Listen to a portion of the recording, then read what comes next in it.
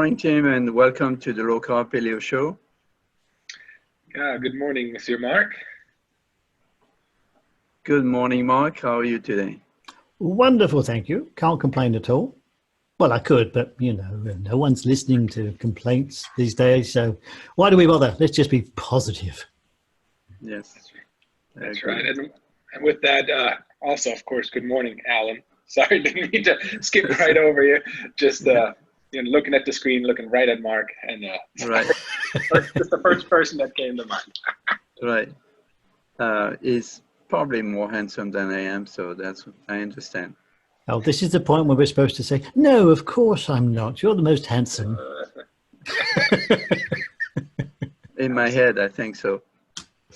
Okay. Tim, as a quick reminder, you and your wife, Susan, are the co-founders of Mammoth Creameries, making keto ice cream, which is something completely new to me. So we'll talk, we'll get some more background on that. First of all, how did you come up with this idea? Yeah, for sure. Well, the question you ask is how did I come up with the idea, but really, I did not come up with this idea. It was all Susan, my wife. She is the founder of this company. She is the mastermind behind the product. I actually kind of just got lucky that she was, kind enough to hire me on when she just started to start the company. So it is the man behind the woman 100%. And, I get this question a lot, like naturally, and I'll get into the story in a little bit, people assume that I came up with this idea, and man, I wish I could take this credit, but I'm not that smart, like now looking back, it's an obvious thing and an obvious way of progression that we took. But yeah, I could have never thought outside the box in the way she did. And the way it all started, and I'll get into it, and I think it's really important, is that about 7 years ago, we found out through a pretty dramatic way that I was an undiagnosed type 1 diabetic, which, there's nothing good about that. And the really strange thing is, I became type 1 diabetic really late in my life. I was 30, not 30, 20, 28, 29 years old. So it's pretty uncommon to develop type 1 diabetes at that age. And also we have just no history in my family of type 1 diabetes. So, type 1 diabetes being a genetically triggered thing, a lot of doctors are like, oh, it's genetic, it's in your family, which is, so I hear what they're saying, but I don't know if I agree with it, because again, nobody else in my family has ever had or developed type 1 diabetes at any stage of their lives. And we've looked, as far as we could into medical records. So it's a little bit of a mystery. But yeah, so we found out I was diabetic, and the way we found out was I was extremely sick for probably 2 years, and ended up in the hospital in the ICU and DKA, diabetic ketone acidosis, which is like, that is as bad as it really gets, right? The next step is death when it comes to diabetes. And when we're leaving the hospital, again, everything is completely new to us. We weren't really into watching our nutrition. We were pretty young with young kids, so we were just living life and eating the standard American diet, pasta, pizza, bread, beer. Not so much the kids on the beer, but Susan and I, and we're definitely aware of everything in moderation, and sugar is not necessarily good for you. So we were aware of that, but it just, since it didn't really have an impact on our health and how we felt, at least we thought we didn't really bother, ever looking at what that actually means. And so when I left the hospital, I'd been sick for about 2 years prior. I'd lost a lot of weight. I was 130 pounds from an original, an average weight of 180 pounds. So I was really, really skinny. And leaving the hospital, I didn't get much guidance or instructions. They're just kind of like, hey, just, continue your normal American diet, but now you got to inject insulin. And that is probably the bulk of what they told me. It's like, okay, again, at the time, it just didn't mean anything to me. I'm like, okay, yeah, sure. And so we learned how to live our life, with me being diabetic. And at first we didn't really make any changes, right? Because there was no need to. They said just inject insulin, which by that, that by itself is a massive change. And, so we'd eat the pasta and eat the pizza and drink the beer, and I would just give myself insulin injection. And leaving the hospital at 130 pounds, within 11 months, I ballooned up to 255 pounds. And none of this was muscle. It was just straight from using insulin and continuing on an average American diet, I would say. And throughout that time, I was starting to see an endocrinologist, which is a diabetic doctor who kind of explains things to you and what have you. And throughout that 11 months of me gaining weight, the most of the time that doctor was saying, it's like, oh, don't worry about it. Your body's getting used to it. It's cool, man. Just don't worry about it. It'll come around. And after 11 months, there was absolutely no sign of it coming around or my body getting used to it. And ultimately, what really was just like the light bulb was when that doctor says, like, hey, man, you're 255 pounds, it's pretty aggressive weight gain. And also, your blood pressure is terrible, man. We got to start thinking about putting you on statins. And to me, that was just like the ultimate, like, oh, hell no. Like, what is going on? Like, I understand I was sick before we found out I was diabetic, but I've always been a healthy, active, athletic person. Like, none of this made sense. This weight gain didn't make sense. Me having to go on statins didn't make sense. I was like, what is happening?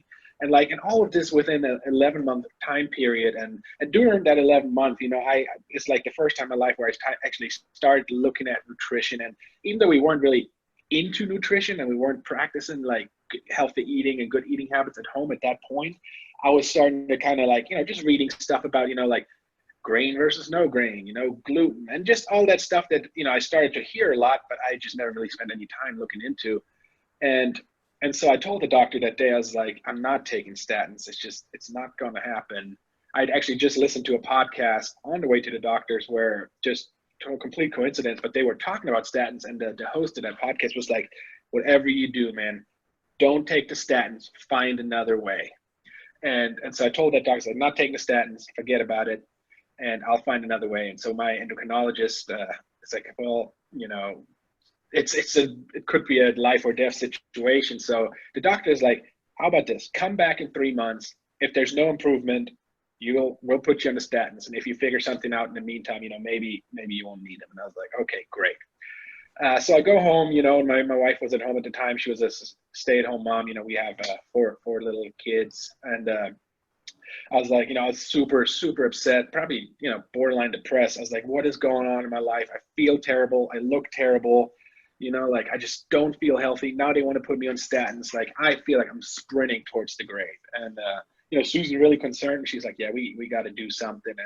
And then she kind of started, throughout that day and the next day, start coming up with this like, hey, so nutrition got you into trouble. Maybe nutrition can get you out. And we really quickly, started adopting a paleo diet, because that was one of the things that was, we're hearing more and more about. It was at the very early stages of paleo. So before it was like super cool and, you have all these things at retail. And so, Susan just, in her fashion, just kind of went to work and started doing all this research and started just changing our pantry and our eating habits. And immediately I started seeing health benefits, right? Not just losing weight. That was definitely one of them. That was probably the biggest one that was immediate, but feeling better, sleeping better, just everything was better. And so, we were doing that for, quite some time. And I would go back to the endocrinologist, and the endocrinologist was like, oh, wow, you lost 25 pounds in 3 months, and your blood pressure is, it's still not good, but it's a lot better. It's like black and white. What are you doing?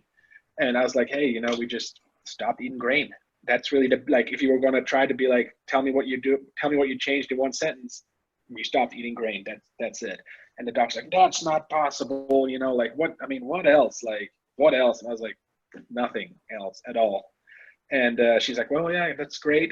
Keep it up. No need for statins at this point because you're improving. Cool.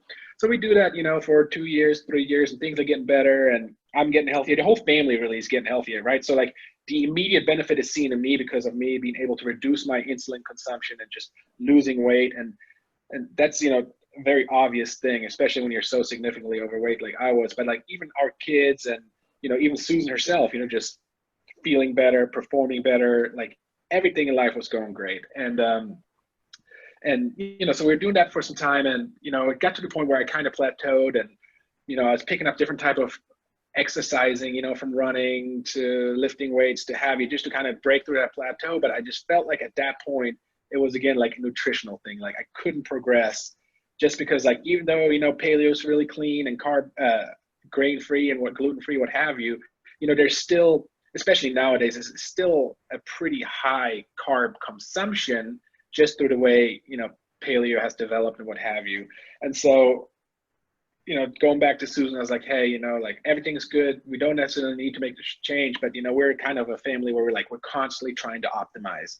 Like if we're not, you know, either we're 100% or we're 0%. And so kind of plateaued on paleo. I'm like, what else can we do? Come on, like what else can we do to, you know, just get fitter, perform better, be, you know, have more mental clarity. Like there's got to be something. And again, you know, Susan's like, hey, I just heard this thing about, you know, the ketogenic diet. And I was like, oh, wow, never heard of it. What is it? And she's like, well, about 100 years ago, 150 years ago, maybe, doctors used to prescribe a ketogenic diet to children with epilepsy because there was a relation between eating carbohydrates and seizures. And so eliminating those carbohydrates would, you know, not necessarily eliminate the seizures, but significantly reduce the amount of seizures children were having back then. And I was like, okay, cool. Well, I'm not an epileptic, but I am sensitive to carbs, obviously, as a diabetic. And I mean, let's try it, right? And that was about maybe 3.5 years ago now.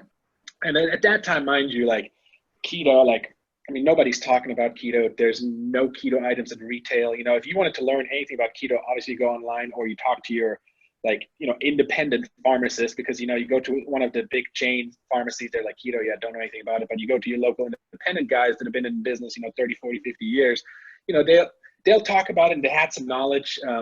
But, you know, nobody was really like, yeah, man, do it, man. You're diabetic. It's going to work. You know, so we kind of were on our own, and, you know, just again, like either we do it 100% or 0%. We just dove into it overnight, you know, just eliminating all carbs. I mean, we were, especially like the first few years, we were so unbelievably strict with our ketogenic lifestyle. You know, we were having 20 grams of carbs a day and that's it. And, you know, I don't know, nowadays, some people might say, oh, 20 grams, you know, that's plenty. That's a good amount. But I'm telling you, I mean, you can eat 3 large salads and you will have consumed 20 grams of carbs. So it is tricky, and you got to make a plan, and you got to, you know, be extremely conscious of what you consume. And anyway, so, you know, we're doing that, and like it worked immediately, you know, like as a family, again, like everybody's getting fitter, everybody's feeling better. And like the one difference between, you know, keto and paleo that we noticed after a few weeks is just this mental clarity. Like, I mean, it is just the absolute most amazing feeling your body can ever have. It's like, I don't know if people, you know, when people are, you know, it doesn't matter what diet they're on, you know, if they're feeling good and they're performing, they're putting out, you know, you feel like, you know, I'm performing at 100%. And I've been there. I'm sure you guys have been there, but it wasn't until I was in the first time in really like a very deep nutritional ketosis where I truly understood what 100% output means. It is a feeling that, I mean, it cannot be described. It is just, you know, the energy that you have is unbelievable, and there's no crash throughout the day. And so you're just grinding, you know, all day long, whether it's exercise, work, anything. And then when it's time to go to bed, it's like you lay down and it just shuts off, and you get an amazing night of sleep and wake up and you're ready to go again. So it's almost a little bit addicting to just feel that good. And so again, right, as a family, we're just crushing it, and it's feeling good, everything's good. But after a few years, you know, it's you know, all sugar cravings, all grain cravings have gone completely away. Like, you know, so it's like not having desserts, not having sweets is seriously, it's a non-issue. But, you know, as you know, we have a large family that resides in Texas, and we get together a lot. And, you know, especially in the beginning, the rest of our families were like, yeah, this is ridiculous. Who would ever consume this amount of fat? You know, we hear you, but we don't necessarily support it. So we go to family dinners, you know, there's still loaves of bread and alcohol and potatoes, and you know, it's fine. You know, we are not people that are, you know, pushing our lifestyle onto others and expect them to adopt that, or make it convenient for us. We totally come prepared with our own stuff all the time, so no issue. But the one thing that's just missing was like, just after you have a dinner and it's a great time, you're sitting around, everybody's eating a piece of cake or some ice cream, and it's like, we are definitely not partaking in that. And it's, especially with the kiddos. The kids are like, oh man, we'd really love some ice cream. And I was like, yeah, I'd love some ice cream too. And so eventually Susan was like, you know what, I'll just make some keto ice cream. And I was like, well, before you make it, why don't we just go try to buy some? Because it's, we've never made ice cream. Like, we knew nothing about it. Susan just kind of said it. And so we scoured the grocery stores, natural and conventional, and we could not find any legit low carb ice cream that we were willing to consume. There were some like lower carb options, but like the ingredient label was just gnarly. It was a paragraph long, it just things that I'd never even heard of, things I would type in Google, and Google was even like, oh man, I don't know what that is, man. So I was like, yeah, we're not eating that. And so, at this point, like, we've gone to all the major grocery stores. We're like, we're willing to pay whatever, we're going onto the internet, like we're going into the dark web, looking, like the black market, anybody have any keto ice cream, and it didn't exist. And so Sue's like, well, here we are, I'll just make some. And I was like, oh, okay, well, if it doesn't exist at retail or anywhere on the internet, like, it must not be possible. And we went home, and I couldn't really tell you how Susan made that first batch, but I walked in the kitchen, she's like, here, she handed me a bowl of frozen, it definitely wasn't ice cream. It was frozen, maybe whipping cream. I don't know, and I was like, okay, well, so I ate it, and it was amazing. The texture was amazing. It was just so rich. It was cold. It was just something we hadn't had in a long time. And so we, especially myself, like, I was just super excited. And Susan really enjoyed doing it. And so she just, like, every day started making more of this, frozen heavy whipping cream. And eventually it turned into, she bought like one of those tabletop ice cream machines, the tiny ones. And, so it started turning into like, actual ice cream, like texture and consistency, everything was pretty awesome. And yeah, it was great. And we were just making it for ourselves and our friends and family. And what happened is, I was starting to, I was working in natural foods at the time, and I was letting some people from work try this ice cream. And one of the founders of the company that I was working for is like, you guys should start an ice cream company. And, I remember the first time he told me, I was kind of just chuckling. I was like, that's a stupid idea, actually. I have absolutely no interest in doing that. We have 4 kids. We have a mortgage. Like, we cannot take on any risk. Like, who starts a company, at 33 years old with 4 kids, like, and type 1 diabetes? So health insurance, is an absolute must for me. It's like, this is ridiculous. But, I went home and I was like, hey, Sue, this is what happened to work today. Here's the feedback. And Sue was like, oh yeah, okay, cool. And she, didn't really say anything. And I come back the very next day, and she's like, that's it, we're doing it. We're starting an ice cream company. You can help me, or I can do it by myself, but I'm doing it. And I was like, okay. So she's extremely aggressive. And so we had that one ice cream maker for the tabletop, and then we all of a sudden had, 7 ice cream makers for the tabletop. And that's how we made ice cream in the beginning. And we would just sell it to friends and family, and, people at work would like place orders, and we would put it in blank pints, and it was a huge pain in the ass. And, but it, people were liking it. The feedback was great. And I was like, okay, so I guess we should try to make this a real company. We had registered an LLC, or Susan had registered an LLC, and we'd named the Mammoth Creameries, but, we didn't think really outside of friends and family. And I was like, well, I sell food already, so I should, probably try to see if I can sell this ice cream. And I went to one of the local co-ops here in town, Wheatsville, and I walked in with literally a Tupperware of this ice cream. And I was like, hey, is there anybody here that, is in charge of the frozen department? And again, no experience in frozen. And they're like, oh yeah, this guy, Chris over there, that's him, man. You should talk to him.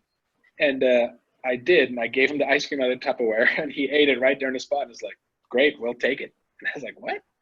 And then it was like, from, like, we had no packaging, nothing. They're like, and he's just like, yeah, how long till you get it here? And I was like, I don't know, 4 to 6 weeks. And he's like, great, whenever you're ready, just let me know and we'll put it on the shelf. I was like, sweet.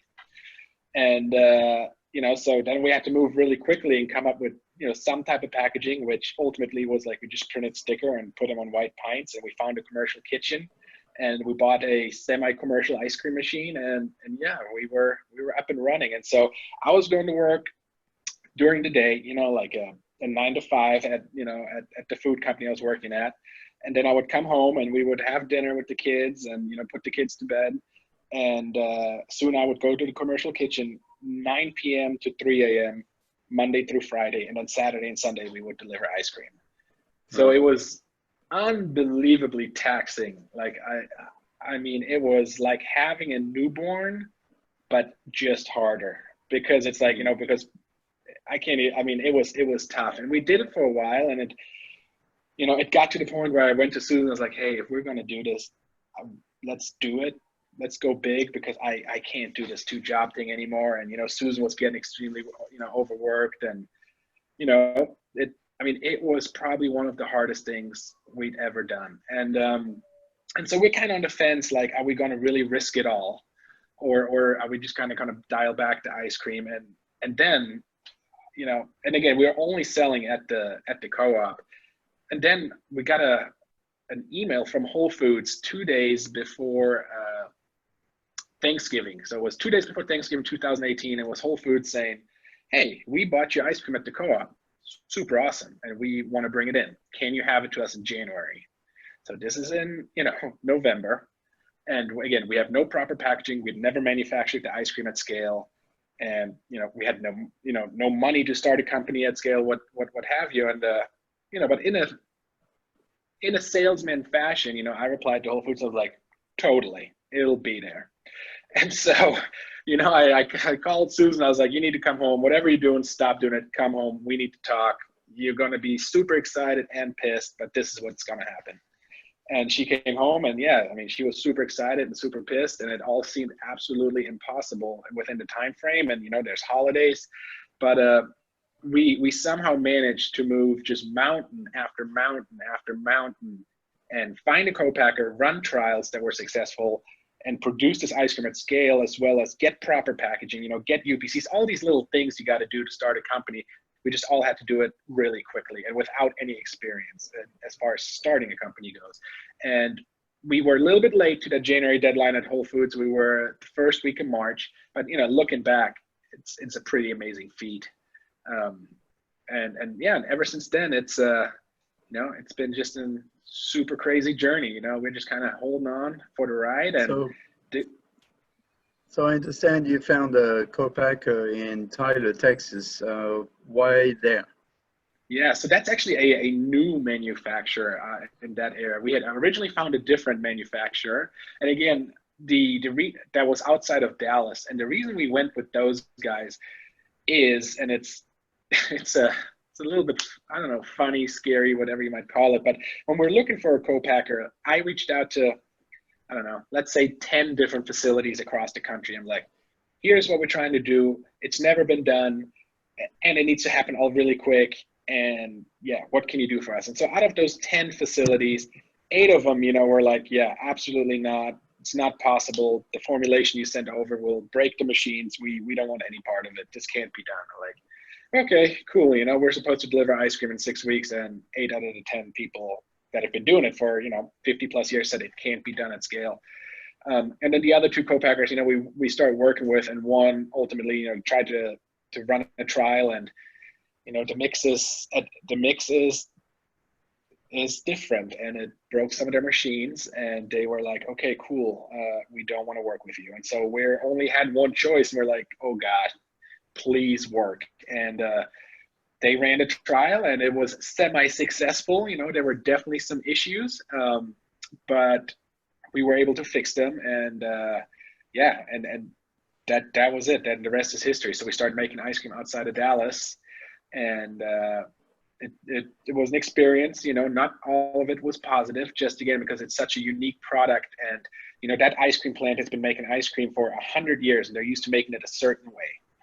And now here we come with what seems like a very simple concept: minimal ingredients, I mean, easy peasy, but at scale, it was a nightmare. Because in ice cream, you know, like if something goes wrong with your conventional ice cream as you manufacture, you know, you add a little bit more sugar, a little bit more gum, you know, this and that. And it's really easy to fix any issues within, you know, manufacturing of ice cream.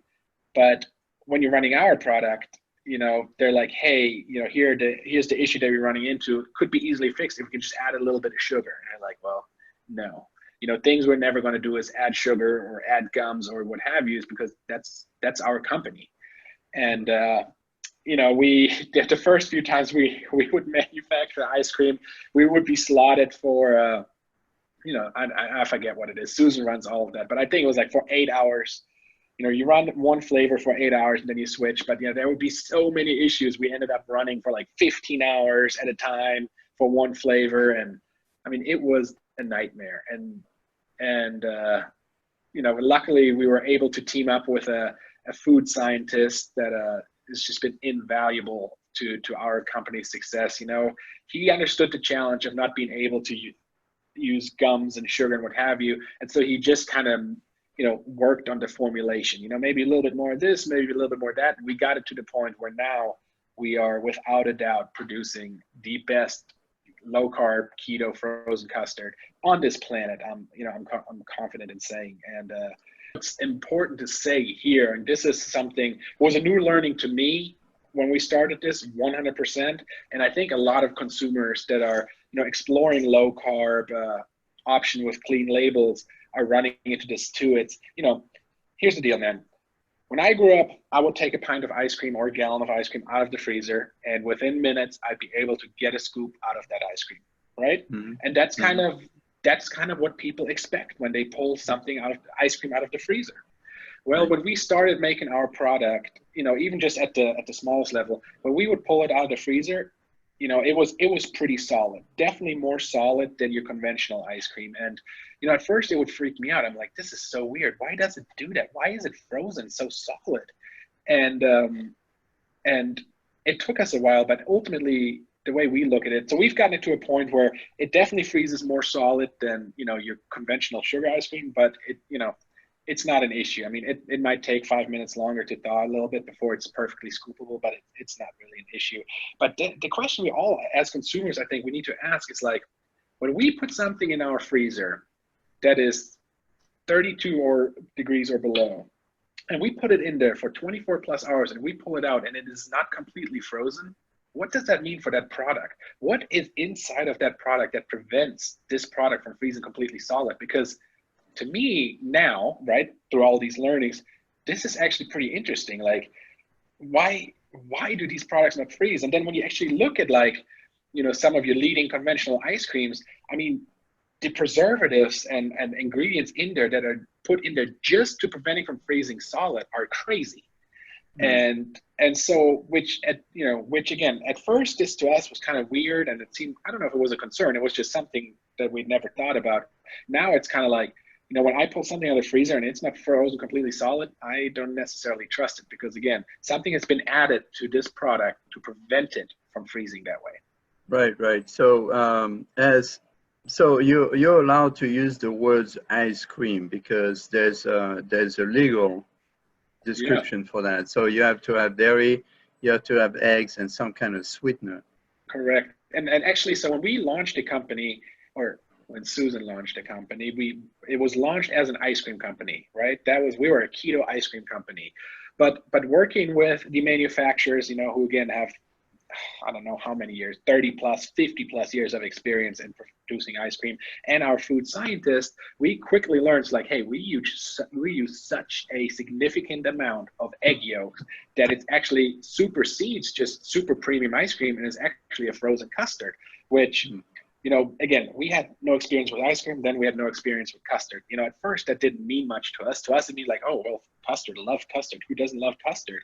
And the way it works in the world of frozen desserts, you know, if you can imagine a pyramid, you know, the very tip being the pinnacle of like the absolutely most premium it can be, frozen custard sits at the top, simply because of, you know, the amount of amazing ingredients that go into the custard. And so we're actually really excited that just by default, right, we didn't set out to make a frozen custard. It was a complete coincidence that it turned out to be a custard. But you know, we're extremely proud of it, and also kind of just validates that we're just not willing to cut corners. You know, we are producing a product.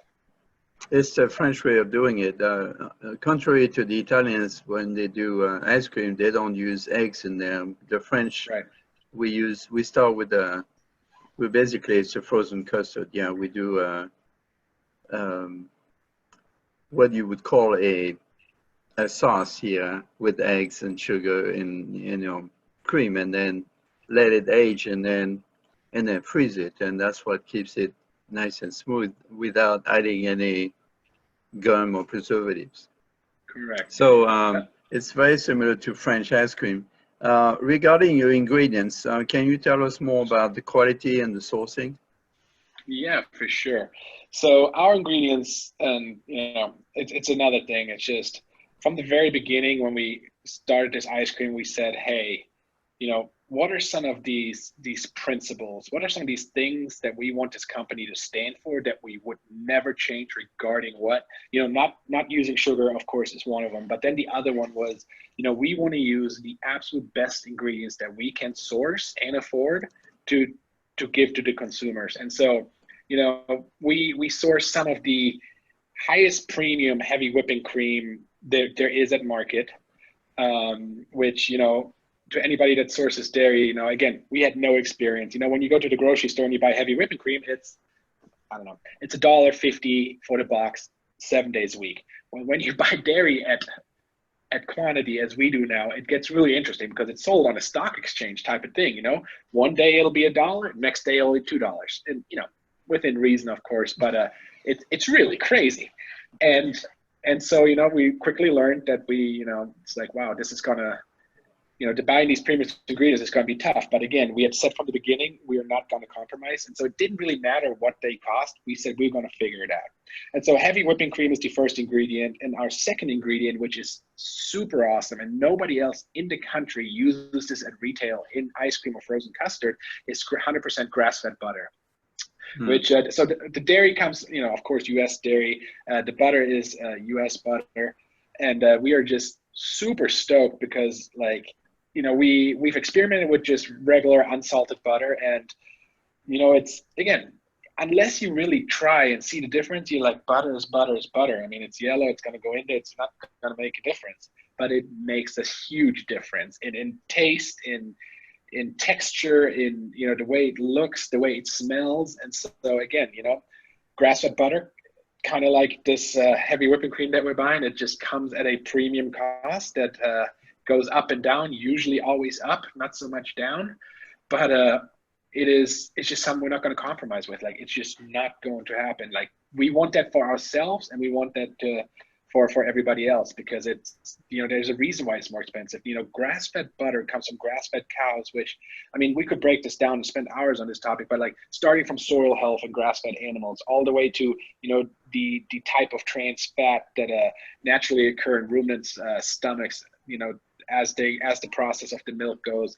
And again, it's just, to us, it's a no-brainer. We've been approached by companies that said, hey, we can sell you butter on the cheap. It's not grass-fed. Nobody will know. And we're like, we're not going to do it. It's just not going to happen. And so that is our second main ingredient. Then we're doing egg yolks, right? And ultimately, when we started the company, we were making our ice cream frozen custard with pastured egg yolks. And it was amazing. And we would get it from a local ranch called Rome Ranch out in Fredericksburg, Texas. And to this day, I mean, if those are definitely some of the best eggs that you can get your hands on in the state of Texas, for sure, potentially the country. I mean, those chickens live the best life a chicken could ever live. And we'd go out there and we'd meet the chickens and we'd help tend the chickens. And I mean, those guys that are running that operation, it is absolutely next level. It is nothing like you'll ever see. We've talked to them already. We interviewed them. Awesome. Yeah. So that's how we started the company. But then at scale, we were going to be aware, is hey, we're going to get these pastured eggs. Even at small scale, they weren't necessarily cheap. And I'm like, it's at scale. I was like, this is going to potentially break the bank, but let's see what we can get. But in the United States, we have not found a channel that can deliver the quantities of pastured egg race that are not sugared or salted anywhere. Right. So we are working extremely hard on opening up a new supply chain of that type of egg yolk. And we will get there. There's no doubt that we will get there. It's just going to take a while. Because again, the egg yolk that we buy, it is a non-sugared egg yolk, which to most egg manufacturers is like, well, you don't have shelf life. It's like, I know. Our shelf life for our egg yolks when we buy it is 2 weeks, right? So from the second we place an order, they produce the product for us. We have 2 weeks to incorporate it into our product. And have you talked to White Oak Pastures? Not about eggs, but now that you bring that up, that's probably somebody we should reach out to. And yeah, they do have chicken as well. They do have quite a lot of chicken, actually. I don't know if it's going to be enough for you, but yeah.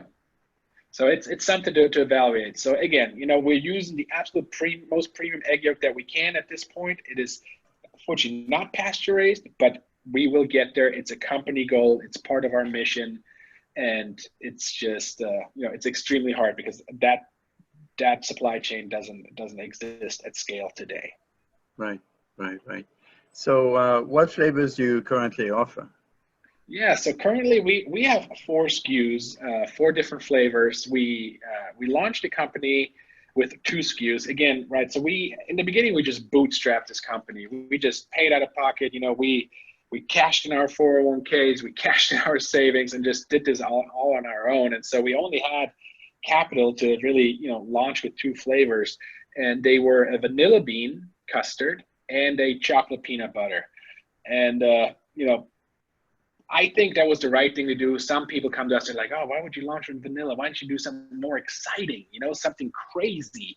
And our thought is, and our answer is, well, because vanilla being the most simple flavor is going to be the hardest to make, because if you can't get the basics right, how are you ever going to make anything else right? It's probably pretty easy to make ice cream that has 12 different flavors in it and a bunch of pieces of chocolate and cookie, because can you even taste the ice cream? I don't know. We haven't made it, but it seems like vanilla being so plain and simple, it's actually not simple. It is actually the hardest flavor to make, to get it just right. And so those were the 2 flavors we started with. And then just at the end of last summer, we were able to launch 2 new flavors, which is just a plain chocolate as well as a lemon buttercream. And story there is, looking back, launching with a chocolate peanut butter, we kind of did that because that was my favorite flavor, not necessarily because it made sense for the business. Right. And so we're like, well, if we have a vanilla, we need a plain chocolate.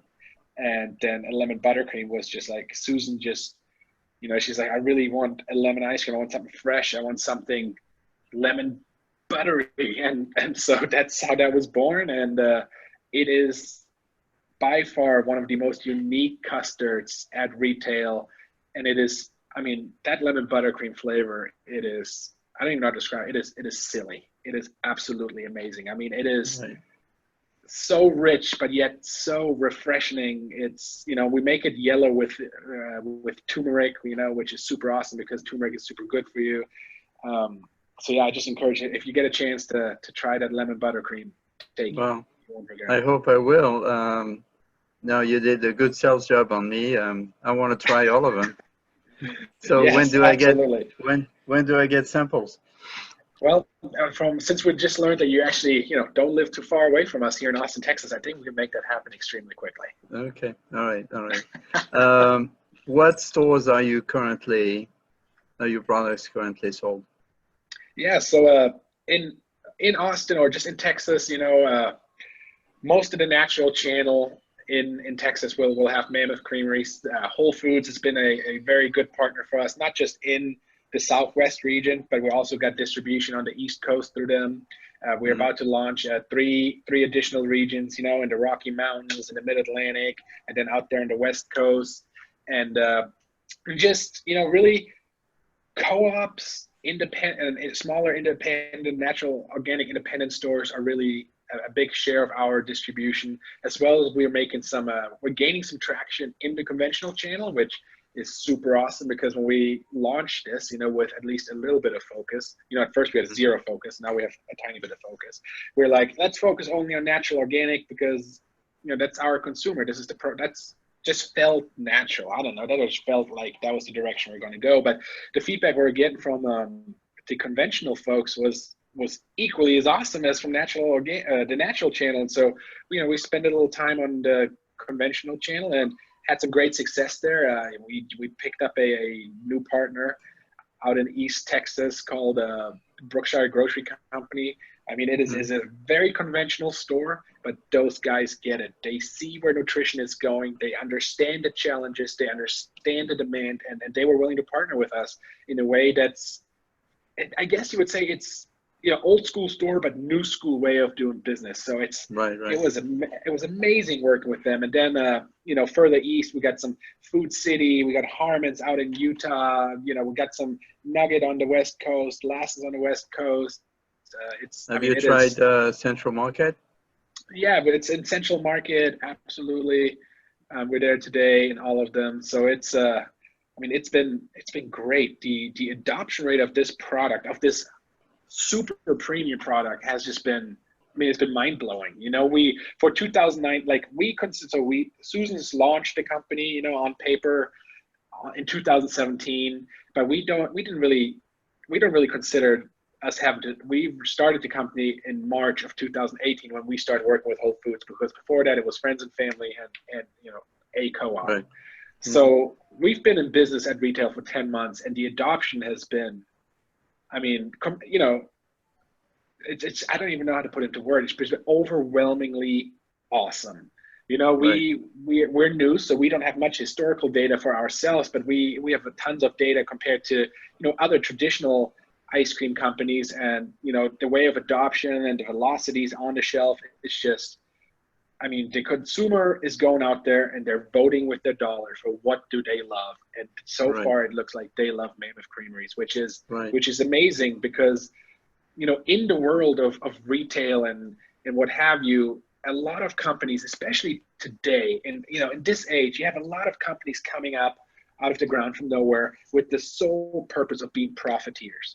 They want to get on shelf, they want to drive down costs, and they want to be acquired, right? That is such a moving force for, I would say, 95% of all companies, where for us at Mammoth Creameries, is like, to be profitable, of course, is important. Otherwise, we can't run a business. But we're not profiteers in the sense that we're just going out there for a quick bang and, you know, then walk away from it. We're more of a, Susan and I, you know, look at it as more of we're more of a marketeers. We want to educate the people of why this is important, and we just want to be able to provide access to people that, you know, are type 1 diabetics, or even type 2 diabetics, or just people that are sensitive to carbs, if they're keto or not keto. So that is really our mission, is just to provide the access to a premium product to people that are, you know, sensitive to carbs. Or we also have a lot of consumers that will write our, you know, we'll get a little bit of fan mail here and there, but it'll be, hey, I've been a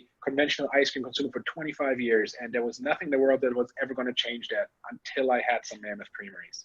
So it's not just these people living a specialty diet lifestyle, or that are affected by maybe a diabetes type situation that kind of drives them towards Mammoth Creameries. It is really a product for everybody. Right. Have you found somewhat resistance to the price point? Yeah, so that's a good point. So in the beginning, when we launched this product, we were selling it actually more expensive than now. We launched this product at $9.99, and, you know, it still feels weird to say, like, and when I can picture going to the co-op and seeing ice cream $3.99, $4.99, $3.99, and then boom, $9.99, I would look at Susan, I'm like, listen, people are not going to pay that, you know, like, it seems crazy. And, you know, as time goes by, you kind of get more, you know, a little bit less sensitive to that. And then you kind of think about, it's like, you know, why is our product so expensive? And then, you know, I mean, you compare a conventional ice cream, or any ice cream, it doesn't even matter, to Mammoth Creameries. The first thing that you'll notice is that every time you pick up a pint of Mammoth, it'll guaranteed outweigh any other pint on the shelf, because we use the least amount of overrun in our product, and overrun is the percentage of air that's mixed into the batter. in all of ice cream, right? So we have an extreme, so right there, you get more bang for your buck. For example, if you can think of a leading low calorie ice cream at retail, and if you were to buy it and let it thaw on your counter, 24, 48 hours, when you open that lid, you will have about 25 to 45% liquid, meaning when that pint was frozen, it seemed full, but it was all of air. If you take a pint of Mammoth Creameries and you let it thaw, again, the loss of volume at best will be 30%, which is peanuts when it comes to ice cream. Right.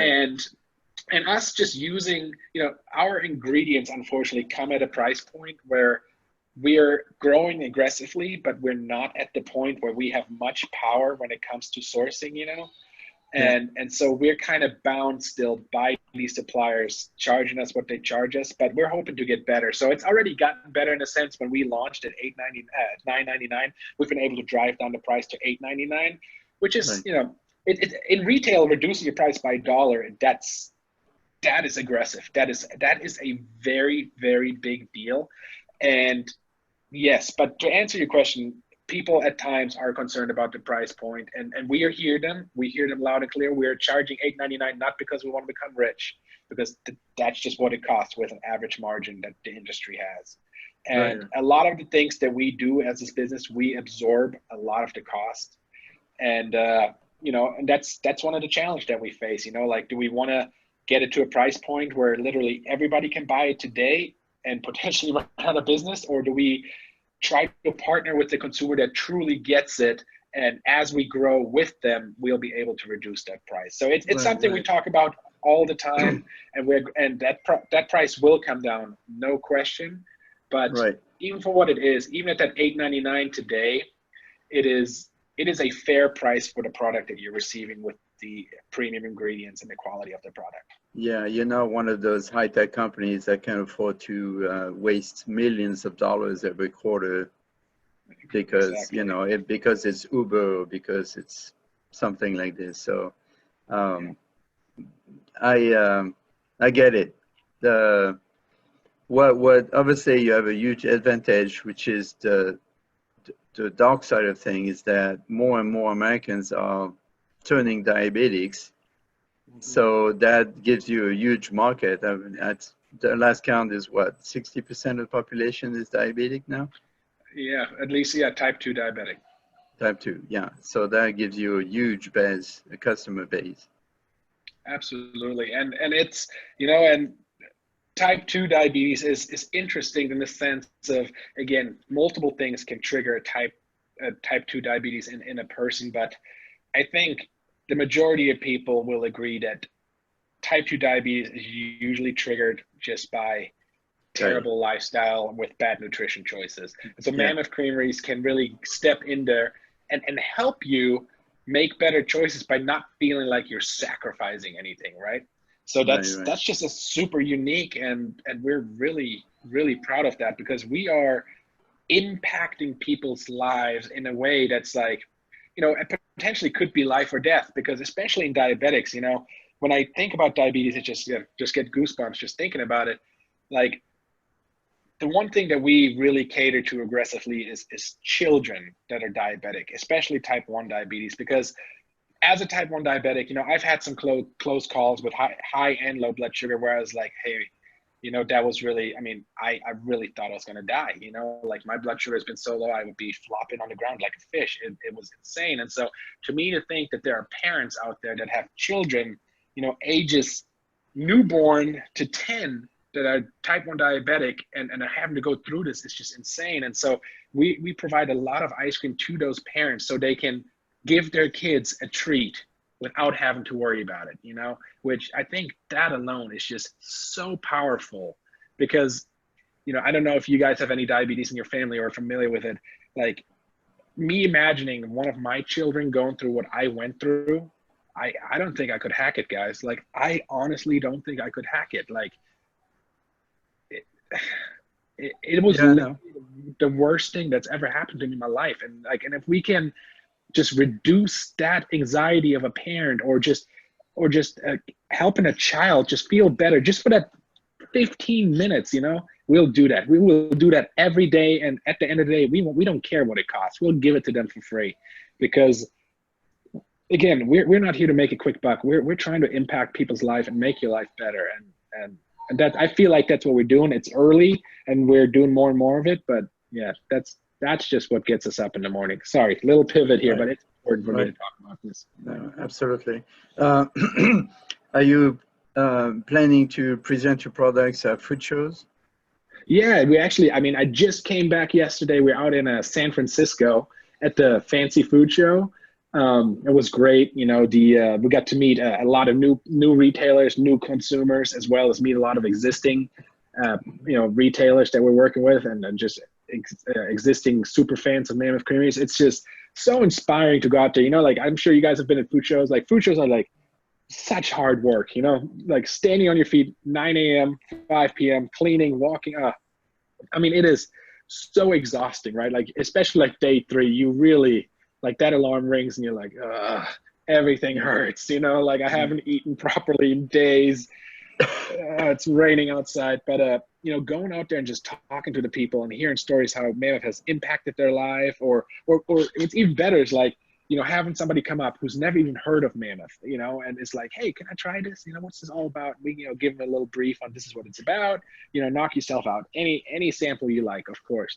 And they'll eat it. And it's just like, you just see that light bulb go off in their eyes. They're just like, what the hell? Like, what the hell? Like, what have we been doing to ourselves? Like, these products are out there. Why are we continuously going back to the stuff that's, you know, ultimately slowly but surely going to kill us? You know, like, he's like, you know, my favorite thing that somebody said at this Fancy Food Show, you know, it's like, he just had a blank stare, and he just, I mean, it's almost like he couldn't even find the words to describe what he was experiencing, but he's just like, you know, you've won a fan for life. And it's like, you know, this is a ½ ounce to 1 ounce sample. And for somebody to say that after consuming, you know, probably tons of samples at that show, and then coming to our booth by sheer coincidence, and then having that type of experience, you know, that makes it worth it. Like, that is truly what we're after, and to hear that, you know, it's great. Yeah, it is. Mark, your turn. Okay, Tim, you've given us a very fascinating life story. I just want to pick up on that now. How is your health now? Yeah, it is. So I'm 35 years old now, and I think I am the healthiest I have ever been in my entire life. I mean, without a question. I sleep better. I perform better. I'm happier. This is definitely, you know, and it's, you know, I look at this like, damn, I'm already 35, but really I'm only 35, and I feel like I'm at the pinnacle. I'm not even at the pinnacle of what I can achieve and how I can feel. And so it's just like, if I were to not be any healthier than I am right now, the second, I would be totally fine. Like, I'd be like, hey, in my life, can I check the box that I lived a healthy lifestyle? Check. I feel amazing. But it also just kind of makes, you know, like, stirs up this fire inside. It's like, what else can I do? You know, like, how much more optimized can I make my life just by being tight on nutrition? So yeah, so things are going well. Excellent. And obviously your insulin use has gone right down to, you know. Oh, absolutely. I mean, insulin consumption, from that first year of being diabetic, you know, to now, I would say I've dropped insulin consumption probably by 90%, if not more. You know, the greatest thing about this lifestyle is that a little, like, back in the day, a lot of insulin would only go a very little way. And now the tiniest amount of insulin goes a big, big way, because, you know, my body's become so insulin sensitive that it's, you know, it potentially is operating better than, you know, an average American with a working pancreas, just because I've been able to cut down body fat and just live an active lifestyle that when I give myself insulin, my body's like, got it, know what to do with this, let's put this somewhere. Boom. Super. Excellent. Yeah. And that obviously can give a lot of hope to many people if they're suffering Absolutely. from any type of diabetes. Any type of diabetes.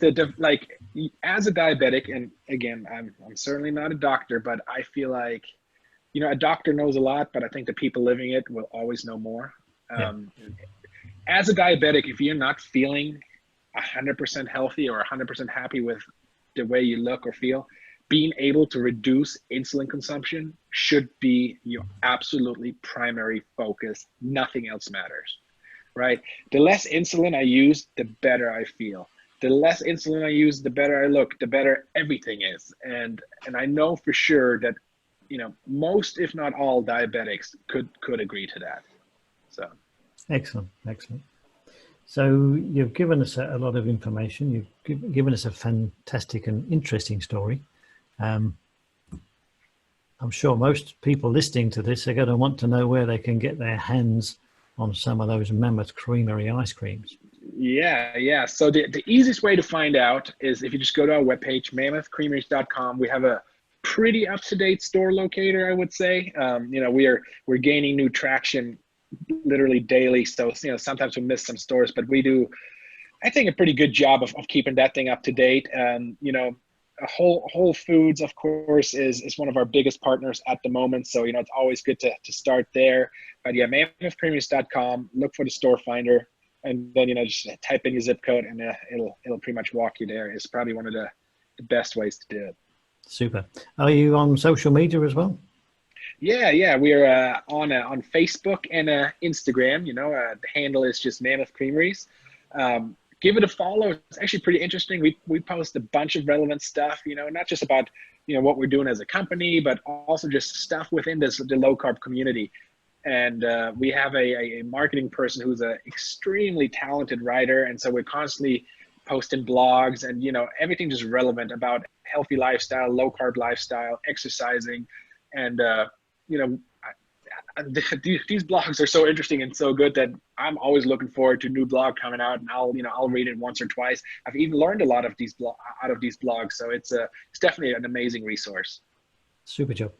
Now, with the customer base that you're growing quite nicely day by day, have people come up with some interesting accompaniments to go with the ice cream? You know, yeah, for sure. We've seen some pretty amazing things. I think one of our very favorite things that we've seen, and actually we also participated in, was we got to cater a wedding. Like, they wanted to have a Mammoth Creameries ice cream bar at a wedding. And, you know, we're obviously not in food service, but, you know, we're like, okay, we'll make this happen. And we went out, you know, we teamed up with our manufacturer, and we're like, hey, we're catering a wedding. We need gallon tubs, you know, can this be done? Can this be made? And they made it happen. They filled up a bunch of 1 gallon tubs of ice cream, and we had this amazing ice cream bar, you know, with pecan nuts, almonds, sugar-free heavy whipping cream, sugar-free syrups, you know, blueberries, low glycemic fruits. It was awesome. I mean, I wish I could show a picture to you guys, but it was pretty cool. But yeah, you know, consumers love to use, you know, low carb chocolate syrup for the vanilla, or, you know, we get a lot of pictures with, you know, low glycemic fruits like blueberries is a big one, of course, or, you know, I mean, people get pretty creative.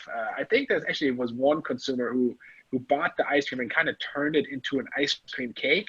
You know, I'm not sure how she did it, but there was a picture of a pretty impressive 2-layer ice cream cake. And I was like, this was made out of Mammoth Creameries. And, you know, we started getting some requests like, oh, you guys sell ice cream cakes? And like, no, we don't. I have no idea how this was made. But so, yeah, people get pretty creative. And, you know, if you do, send us the pictures. We'll repost them. We love seeing that because it's super fun.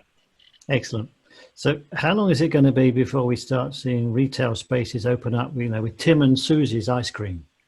Yeah. You know, a bit like the other lot. yeah, for sure. We've talked about it, you know, and let me think how I can say that without Susan saying that I've said too much, which I know would be a shocker. Don't say anymore.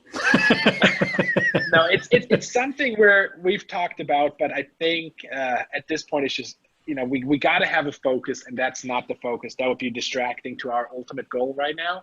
So 5 years from now, you know, if we hack it, like, will we come back and have a brick and mortar ice cream shop? I would love it. I would absolutely love it. I want to do it, but it's just not a focus right now. Yeah. But watch this space, I think, is the thing between the lines. Sorry, Alan, I talked over you. Yeah.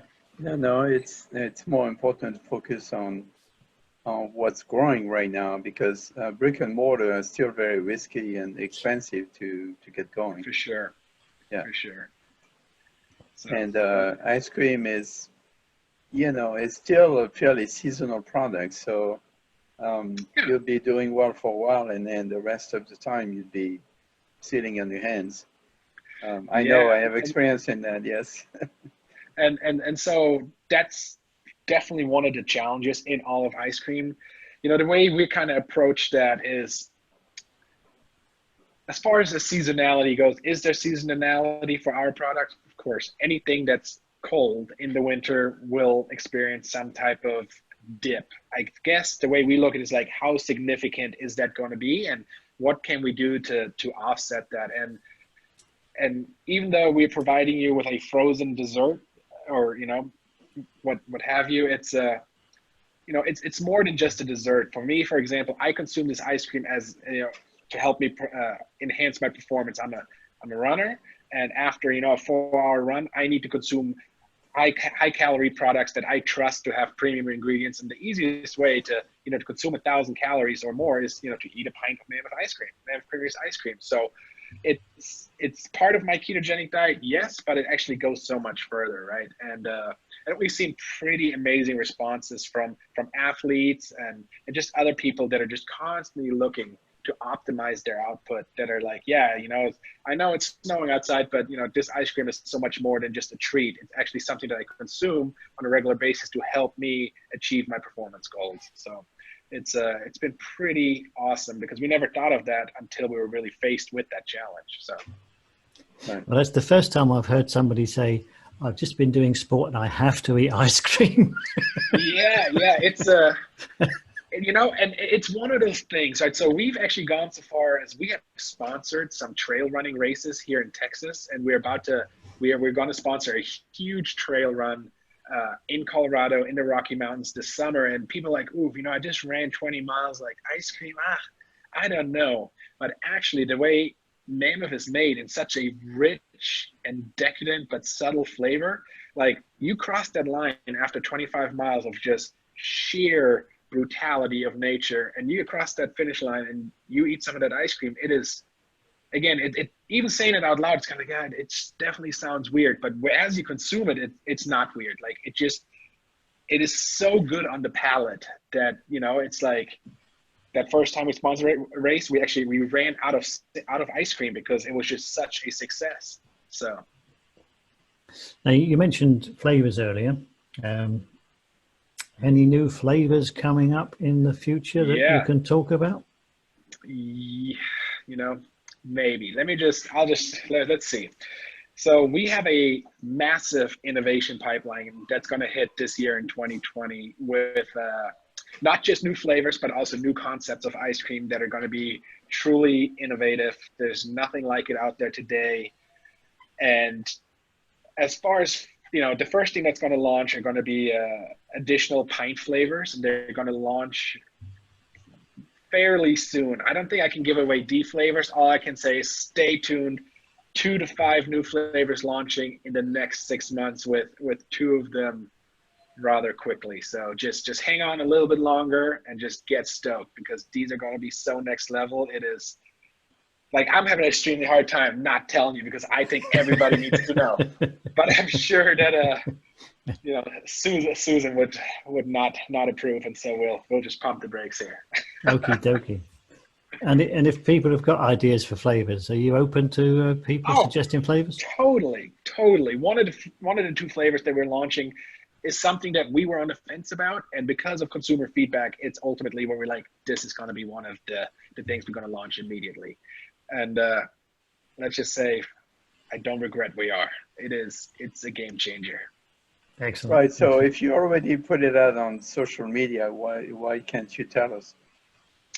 So we haven't put the new flavors on social media yet. Okay. So just the suggestions came from there, I guess. Yeah, that's where the suggestions came from. I think in the middle of last year, we were like, hey, love to get some feedback from you guys.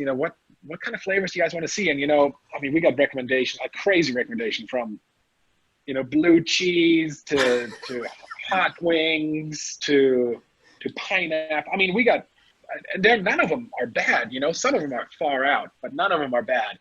And we picked a few of them and added them to this 2020 lineup, and one of them really particularly stood out. And yeah, it's going to be in this lineup coming extremely soon. Excellent, excellent. Yeah. So fast forward 10 years. What do you see yourself doing? Man, in an absolute perfect world, in 10 years, let me think. Well, you know, having 4 children, sometimes it's hard to imagine what I'll be doing tomorrow. But 10 years, I mean, we would love to run a business that has a extremely positive impact, not just on people, but, you know, the people, the animals that we work with in order to source the ingredients, as well as the planet overall. And I would love to be in a position where we can where my main focus is, you know, just to spread the education, why it's important to watch your carbohydrate intake, and just, I guess, a little on a personal side, you know, is Susan and I have been together, you know, I'm 35, we've been together for 15 years. So we've been together for a long time. We have 4 children. So, you know, having children really young, I thought was really awesome. It was a lot of work, but, you know, the challenge there from me and her was we had to work a lot during, you know, the early years of our children's lives. And I don't know if I'm sure we missed a lot, you know, just because we're going, even Susan was even still going to school. And so I was working 3 jobs at once, you know, just trying to survive in the beginning. And if in 10 years we can be at a point where I can just spend a lot of time with my children, assuming they want to in 10 years, which is probably slim chance. But I mean, I would just love to just, you know, not that you can make up for lost time. I just want to spend the few years before they completely run off and do their own thing, and just hang out, you know, and just do fun things, build some memories, create memories, you know, climb some mountains, swim in the ocean, what have you. So. Well, I mean, you got a good plus over many parents. I mean, how many children can sort of tell their schoolmates, my mum and dad make ice cream? Yeah, it's come back for some. yeah, for sure. It's pretty cool. And you know, 2 of our children are, you know, a little bit old. We have 2 young ones and 2 a little bit older ones.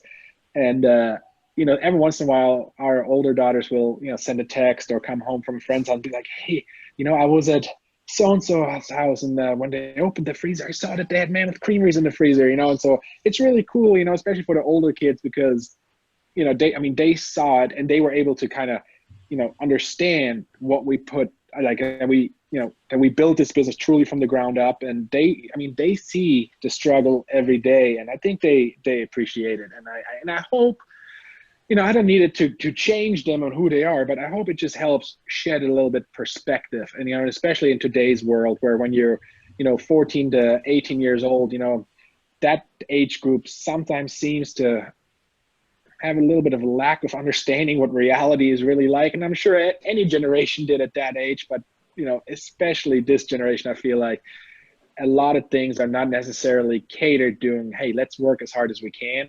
It's more catered towards, like, let's do the least amount we can and just get by. And so hopefully our kids seeing us, you know, me working, you know, 9 to 5 and then 9 to 3, 5 days a week will, you know, even if they don't want to do it, which I wouldn't blame them to, because I actually didn't want to do it either. But at least it shows them that it can be done. And then if you want to get something done bad enough, you're going to do it. And it just doesn't matter what it's going to take. Yeah. Excellent. Yeah. Super job. Alan, back to you. Yeah. Final suggestion, if I may. Can you put the nutritional values of your products on your website? Yeah, I saw your note, and you know, it actually is on the webpage. It is under the products. Yeah, it's all there. Okay. So it's I didn't find it. But if you didn't see it, so maybe we need to revisit that and make it more visible, or maybe we need to just do something to do a better job to have it be more in the forefront, but should be there. Okay, cool. So do you have anything else to add? Should I do the closing? Well, the only thing, you know, or a couple of things, I guess. Thank you very much to both of you for having me on, giving me a little bit of time to share the story. it means a lot to me, and I know it does to Susan and everybody involved with Mammoth. So thank you very much. I mean, there's so many people out there that you can talk to, and you guys giving me the time is, I mean, it's extremely humbling, and I'm extremely grateful. So thank you for that. Absolutely. And yeah, and I guess the other thing, we'll be doing some trade shows this year. If anybody is at a Expo West in Anaheim, California, come March, please stop by. We'll be there. And are you going to be at KetoCon? Oh, we will definitely be at KetoCon. It'll be our 3rd year. And oh, yes, I'm glad you bring that up, Alan. If you're at KetoCon, you definitely want to come to Mammoth Creameries, because we have something that we have worked on with the people from KetoCon, as well as some other CPG companies, that is going to be first of a kind at KetoCon this year. And it's going to be, well, let's just say it's going to be off the hook. So, so if you're at KetoCon, make sure you come to the Mammoth booth and just be ready for something that has never been done at a food show. So. Right. Have you considered Paleo FX, or is it too late for that? No. So I've been to Paleo FX many times, and we really want to go there, but they won't have us, because the only type of dairy that they accepted to their show is raw dairy, and our product does not have raw dairy, unfortunately. And so our type of product is cannot be part of the show, unfortunately. We've asked if they would reconsider, just because it's so relevant, but we haven't been able to break down that barrier. So maybe with some more time, or if you have any connections there, please feel free to share and put in a good word. But yeah, we'd love to go, because Paleo FX is just, I mean, it is such a staple, and it is just so relevant and so important to health food and in general. We do not love not being there. So. Okay. All right. Well, maybe we can convince them next year. Yeah, for sure. So here it goes. Thank you again, Tim, for being on the Low Carb Paleo Show. And as we say in Texas, à votre santé, y'all. Love it. Yeah, you're in Texas, Tim, aren't you? I mean, you must hear that all over the place. I mean,